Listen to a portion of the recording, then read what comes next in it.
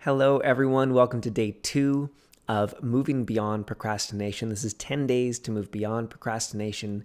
Very quick recap of yesterday if you missed it. This is to help you move beyond that crappy procrastination that may get you bogged down from time to time, especially in business, especially if it's around visibility or scaling to the next level in your business because you are afraid to be seen, you're worried of the judgments that you might receive if you really put yourself out there fully at the next level. And this is for not only beginner businesses, but very experienced people in business. I see this with my clients who are 10, sometimes 20 years into their business, but they haven't scaled to their next level because they fear the judgments at that next level and a whole bunch of other things. But judgments is an easy one to point out.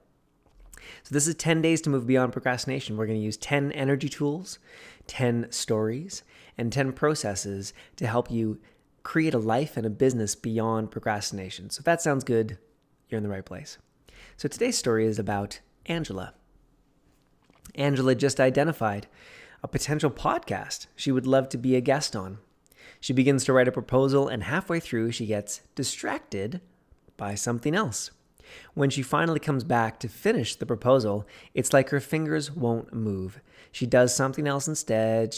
Days go by, weeks go by, and now she can't remember why she ever thought this proposal was a good idea in the first place. What belief is in her way? So this has ever happened to you where you've started finally now to realize, that distraction was not actually real distraction. On some level, you're beginning to realize that you created the distraction, or you created a family member coming to you with some drama, or you created whatever else it was. You're willing to play with the idea that you create your reality. And so you begin to do something that would make you more vulnerable, put you out there more in the world and in your business, get you in front of people where either you might feel emotionally unsafe, that others might judge you, or physically unsafe, that others might attack you, even if that's irrational, or maybe it's a rational fear. But you see now that your distractions or your to-do list is way too long. You couldn't possibly get it all done in a day, and yet you put it all down, and the things that you don't get to are the marketing things, or maybe the sales things that would really get you out there in front of people, vulnerable to attack. So if you started to realize that distraction is not really distraction, this is for you. And if you realize it's distraction specifically around visibility and marketing, this is really for you. So the tool for today, the energetic process you can use, is what I call the truth space. I learned this from my mentor, Shiraz. I know other people use a version of it, but you can use it here and you can begin practicing for yourself.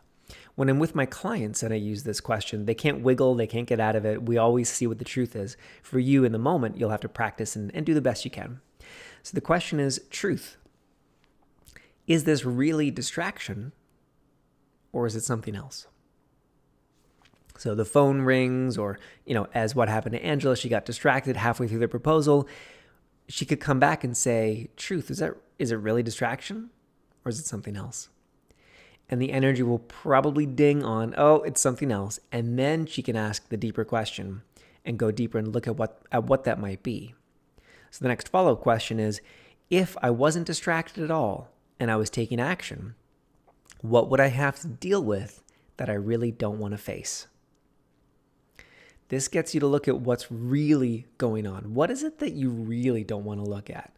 And, energy's starting to move. What do you not want to deal with? What do you not want to look at? What's the worst thing someone could say about you? Look at that. And then, now there's more energy shifting. I couldn't do this one live today because the internet's so bad I'll have to upload it later. But even not being live, there's still a lot of energy on these questions because it gets us in touch with what's really going on.